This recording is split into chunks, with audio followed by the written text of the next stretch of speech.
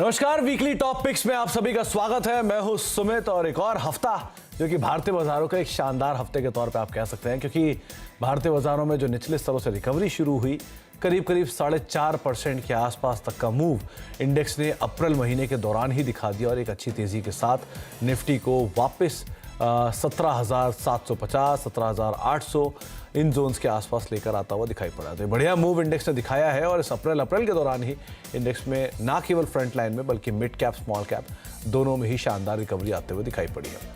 सबसे पहले इस हफ्ते का बाजार आपकी स्क्रीन पर आता हुआ दिखाई पड़ेगा, किस तरह से मार्केट्स ने इस पूरे वीक के दौरान परफॉर्म किया है। इस वीक में मार्केट में चाहे आप फ्रंट लाइन इंडेक्स कह लें, यानी कि निफ्टी, सेंसेक्स कह लें, मिड कैप कह लें, स्मॉल कैप कह लें, सब में एक शानदार मूव देखने को मिला और सभी के सभी इंडिसेस प्रोमिनेंटली हरे निशान में ही मूव रिटर्न आता हुआ दिखाई पड़ा है। जहां पर सेंसेक्स निफ्टी करीब आधा से 1%, वहीं निफ्टी भी 1.5% के आसपास की तेजी रही। निफ्टी बैंक रफली 2.5% की तेजी में रहा और बढ़िया तेजी रही मेटल, बैंकिंग, एनर्जी, फार्मा।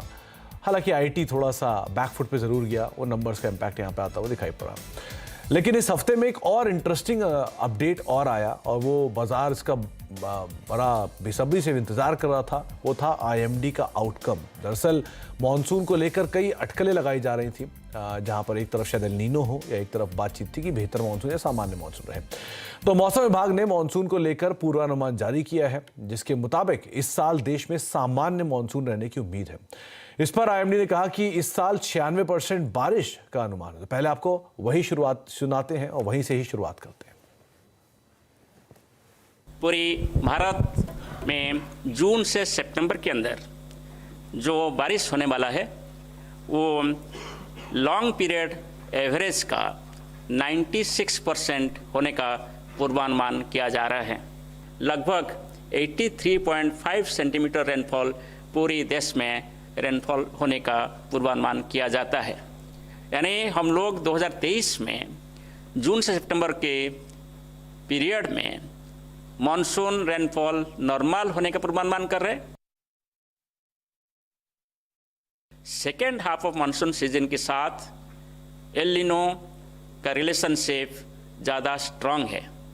जैसे कि हमारा पूर्वानुमान है कि जुलाई के आसपास एल नीनो कंडीशंस डेवलप हो सकता है। इसका मतलब यही होता है कि second half of monsoon season 2023 के ऊपर एल नीनो डेवलप हुआ तो इसका असर पड़ सकता है।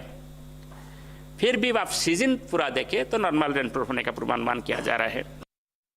जो अटकलें लगाई जा रही थी अल नीनो की पॉसिबिलिटीज की, उसको डिनाई तो नहीं किया, लेकिन उसका इम्पैक्ट शायद ना हो और मॉनसून सामान्य आता हुआ दिखाई पड़ेगा। तो अब मॉनसून को ही ट्रिगर लेकर हमने बातचीत करने की सोची अपने जानकारों से और पूछने की सोची कि अगर उनको यहाँ से कोई पिक उठानी है तो किन शेयरों के ऊपर वो दाव लगाएंगे मॉनसून, बेहतर मॉनसून के आंकड़ों को अनुमान लगाते हुए। आज बातचीत करने के लिए हमारे साथ शर्मिला मैम मौजूद है और साथ ही साथ पार्थिव भी मौजूद है, जिनसे हम बातचीत करेंगे मार्केट्स को लेकर भी और साथ ही साथ हम उनसे जानेंगे उनकी इंडिविजुअल पिक्स आज की हमारी थीम यानी कि मॉनसून थीम को लेकर। तो शर्मिला मैम और पार्थिव सर, आप दोनों को ही नमस्कार, स्वागत है कार्यक्रम में। तो पहले मार्केट्स को लेके शर्मिला मैम, आपका अनुमान, क्योंकि लास्ट टाइम जब आपसे मुलाकात हुई थी या बातचीत हुई थी तब आपने कहा था कि बाजार में पुल बैक आना चाहिए। बायोकॉन जैसे नाम भी आपने रिकमेंड किए थे और बढ़िया तेजी वहां पर आते हुए दिखाई पड़ी है। अब आपका अनुमान क्या कहता है मार्केट्स को लेके? 17,800 के आसपास हम पहुंच गए हैं, क्या करें बाजार में? ऐसा लग रहा है कि मार्केट अपने गेन्स पर बिल्ड कर रहा है और I think all of us can sort of B relieved कि जो हम लगातार 3-4 महीने से वॉलेटिलिटी देख रहे थे, तो पिछले जैसे ही we step into the new financial year हमने देखा है कि specially the last 8 sessions market ऊपर रहा है और यस अर्निंग सीजन है तो वो क्वेश्चन आपको जरूर ध्यान में रखना चाहिए, क्योंकि आज अगर कोई कुछ डैम्पनर था तो वो टीसीएस के नंबर्स थे और आईटी एक ड्रैग रहा मार्केट पर। तो जिन सेक्टर्स पे हमें वॉच रखना है इन टर्म्स ऑफ नंबर्स, और मेरे हिसाब से 2 इंपॉर्टेंट सेक्टर्स है, बैंकिंग और आईटी, फॉर डिफरेंट रीजंस, लेकिन मेरे हिसाब से ये 2 सेक्टर्स फोकस में रहेंगे और इनके अगर नतीजे हमें थोड़े बेहतर या ओके आते हुए नजर आएंगे तो आई थिंक मार्केट यहाँ से ऊपर जाने की एक अच्छी हमने बेस बनाई है। बिकॉज ऐसे अब मार्केट किधर ना कहीं मुझे लगता है कि मार्केट सेंस कर रहा है कि the worst is behind us और यहाँ से आगे चलकर काफी क्यूज वेदर इज इकोनॉमी और बहुत सारी जो बाकी की चीजें जो हमें परेशान कर रही थी वो ऐसे लग रहा है कि द वर्स्ट इज ओवर और अब यहाँ से चीजें इंप्रूव होगी। So I am positive on the markets, लेकिन क्योंकि रिजल्ट सीजन है वो जरूर चीज ध्यान में रखनी चाहिए। तो मार्केट को लेकर पॉजिटिव व्यू, लेकिन ऑब्वियस सी बात है बहुत सारे स्टॉक स्पेसिफिक मूवमेंट रहेंगे और वो कुछ हद तक बाजार की दिशा दशा को तय करते हुए दिखाई पड़ सकते हैं।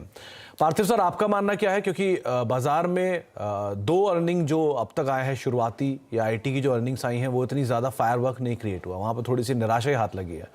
तो कैसे देखेंगे आप मार्केट्स को, क्या करें, क्या समझें? मुझे ऐसा लग रहा है कि जो आईटी के अर्निंग्स की आप जो बात कर रहे हैं वो कहीं ना कहीं मार्केट्स ने अच्छा फैक्टरिंग किया है।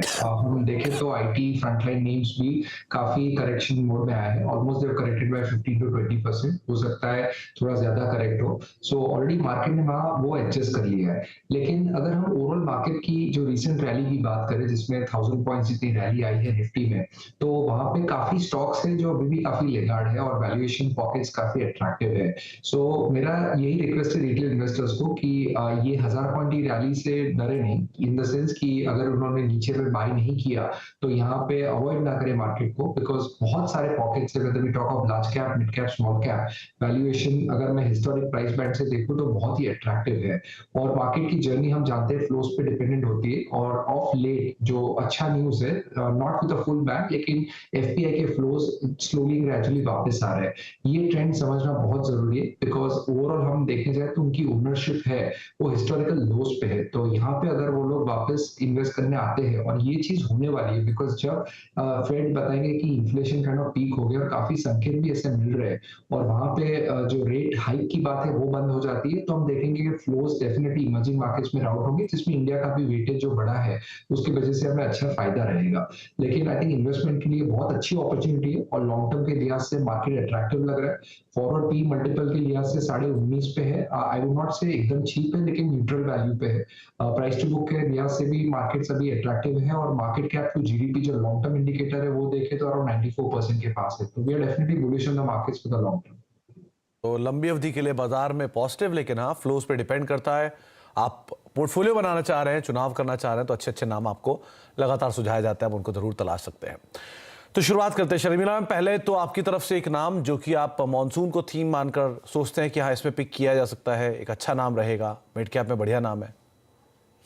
The obvious tractor player, VST Tillers, ये एक फार्म इक्विपमेंट बनाने वाली कंपनी है, और आई थिंक लास्ट वीक शायद आप ही ने इनका इंटरव्यू किया था उसमें, if I remember correctly, और काफी पॉजिटिव साउंड किया मैनेजमेंट ने, और जिस तरह से उनका कॉम्पैक्ट ट्रैक्टर्स में बिजनेस है उसमें काफी अच्छी ग्रोथ है, और वो एक इलेक्ट्रिक ट्रैक्टर इंट्रोड्यूस करने की भी उन्होंने बात की है। आई थिंक उसको भी मार्केट बहुत अच्छी तरह रिसीव करेगा।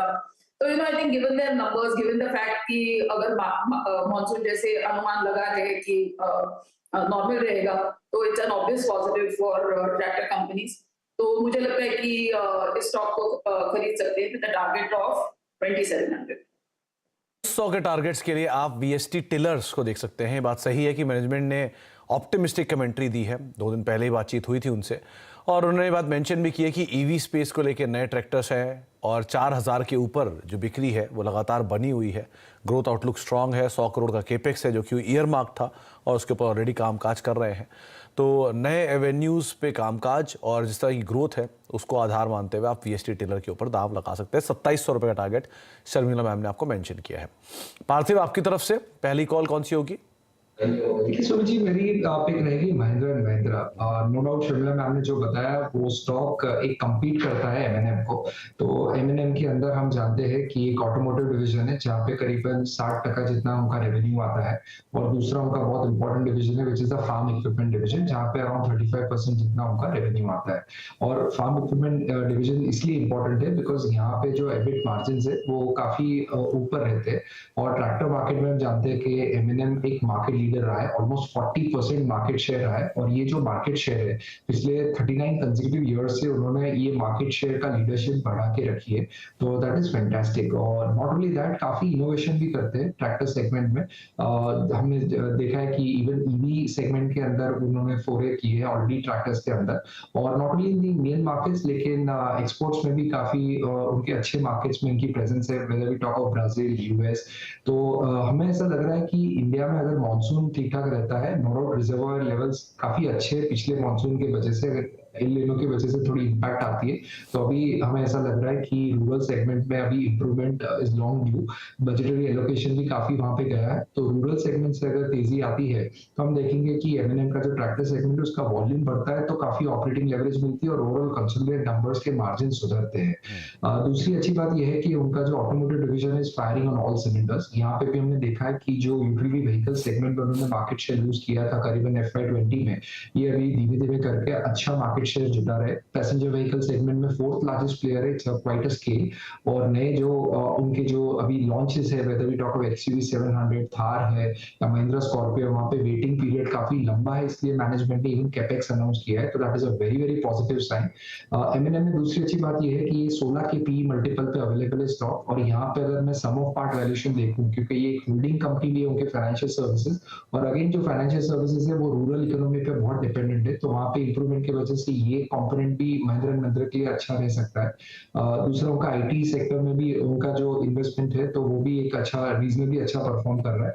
तो ओवरऑल में देखो वैल्यूएशन कंफर्ट है, रूरल की काफी स्ट्रॉन्ग थीम है। और रूरल सेगमेंट में भी हमने देखा है कि जब तेजी आती है तब यूटिलिटी व्हीकल का डिमांड बढ़ता है, तो दैट विल ऐड डेफिनेटली सोने पे सुहागा रहेगा एमएनएम जैसी कंपनी के लिए। तो मुझे लग रहा है कि 1 साल के अंदर ये 20% जितना रिटर्न दे सकता है और लॉन्ग टर्म पोर्टफोलियो स्टॉक बहुत अच्छा है एमएनएम। महिंद्रा एंड महिंद्रा ना केवल ट्रैक्टर बल्कि 2 व्हीलर से लेके कमर्शियल व्हीकल हैवी वेट तक बनाने वाली कंपनी। आप अगर दाव लगाना चाहते हो तो एमएनएम दूसरा नाम रह सकता है।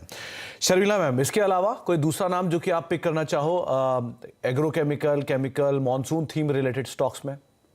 तो उसमें एक नाम रहेगा pi industries.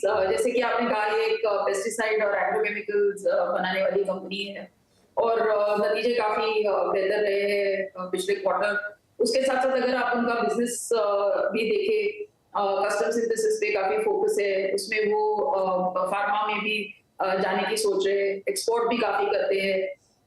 So you know my overall feeling is कि प्योर प्ले फर्टिलाइजर से मुझे पीआई इंडस्ट्रीज जैसी कंपनी पसंद है, because you know at the end of the day अभी हम अप्रैल में बैठे हैं, वी डोंट नो कि मॉनसून किस तरह से पैन आउट होगा और 2 अलग अलग एजेंसीज ने थोड़े डिफरेंट व्यूज दिए हैं।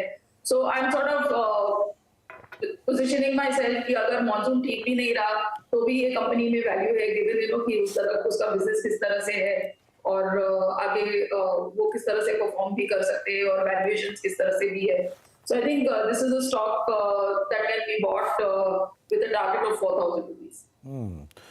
तो अगर आप कोई ऐसा नाम पिक करना चाह रहे हैं जो मॉनसून या नॉन मॉनसून दोनों ही लिहाज पे आपको हेल्प करे तो पीआई इंडस्ट्री, दो ये कंपनी को बड़ा बेनिफिट मिलेगा अच्छे नंबर से या अदरवाइज एग्रोकेमिकल की बढ़ती डिमांड से। लेकिन आप वैसे भी देखना चाह रहे हैं तो एक अच्छी क्वालिटी कंपनी है, निवेशकों को इसने बढ़िया पैसा बनाकर भी दिया और आगे भी शायद बनाएगा, ऐसा शर्मिला में मानती हैं। तो 3,000 रुपये के टारगेट्स के लिए आप पीआई इंडस्ट्रीज को देख सकते हैं। आपकी तरफ से पार्थिव सर, दूसरा नाम कौन सा रहेगा?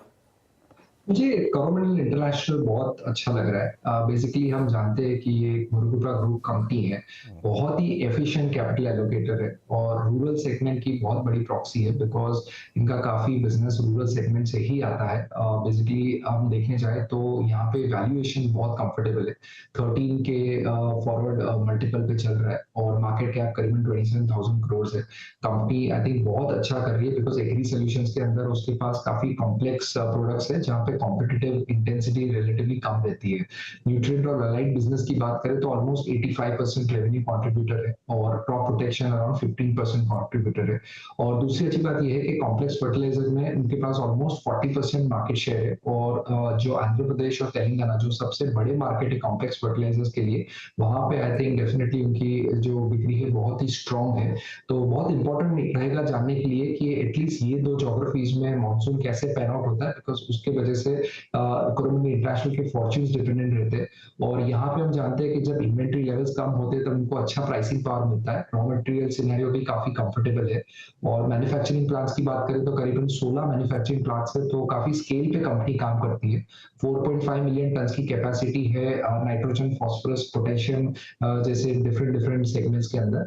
तो दूसरी अच्छी बात यह है कि मैनेजमेंट ने अभी कैपेक्स अनाउंस किया है, ये कैपेक्स बैकवर्ड इंटीग्रेशन के लिए है। तो सल्फ्यूरिक एसिड में उनकी कैपेसिटी कैपेसिटी बैकवर्ड इंटीग्रेशन में बढ़ेंगे तो उससे हम देखेंगे कि मार्जिन और ग्रॉस मार्जिन लेवल पे भी काफी इंप्रूवमेंट रहेगा। तो उस लिहाज से भी हमें लग रहा है कि आगे जाते ये बहुत अच्छा कर सकता है। तो आई थिंक 1 साल की अवधि के लिए मुझे लग रहा है कि ये 20 to 25% जैसा रिटर्न दे सकता है। अच्छा मैनेजमेंट है, अच्छी थीम है, तो कोरोमंडल इंटरनेशनल लॉन्ग टर्म के लिहाज से इन्वेस्टर्स पोर्टफोलियो में ऐड कर सकते हैं।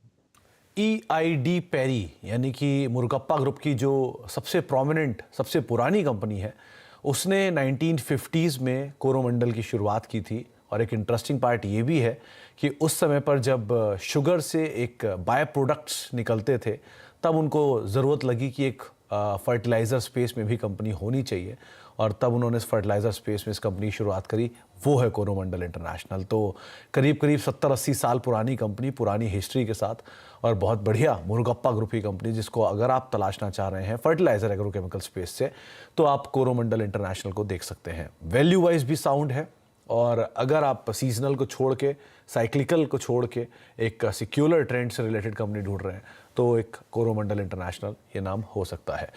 4 नामों की हमने बातचीत कर ली है, एग्रोकेमिकल स्पेस से, या फिर ट्रैक्टर टिलर स्पेस से, ऑटोमोबाइल स्पेस से। कुछ और नामों पर भी बातचीत करते हैं हमारे दोनों ही जानकारों से, छोटे से ब्रेक के उस पार।